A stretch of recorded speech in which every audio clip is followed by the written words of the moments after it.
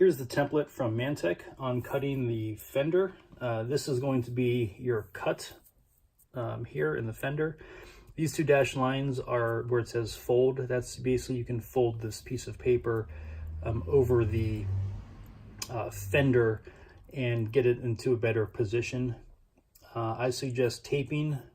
Once you cut this part out, lay some tape down on your fender that covers this completely, then use a Sharpie or something and get the inside outline drawn, and then use a cutoff wheel or Dremel, whatever you have, to make the cut.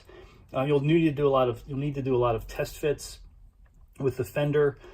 There's also, I don't have it with me, but there's a little strip of rubber that they supply with the kit that just basically makes it look better and also prevents the cut metal from potentially gouging the snorkel tube itself. So make sure you take your time when you're doing your test fits. Again, by having this piece, gives you a little bit of play as to where that goes and how exactly the snorkel is coming out of the fender. So that's why you need to maybe cut a little bit wider or shift everything back. I would suggest starting with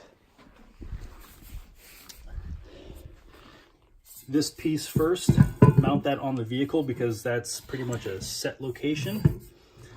Then install the flex tube, and then from there put the main snorkel on over here on this end, like that, which would go inside. And then from there, get an idea with your template and the cut to make sure that everything's going to work out okay. So hope that makes sense. Again, if you have any questions on measurements or how it's supposed to fit or anything like that, give me an email, brenton@4xfaradventures.com. And I have the PDF for this as well, so feel free to email me and I'll send you the template as well, because that's the important part. You don't want to hack away too much of your fender. So I'll leave it at that.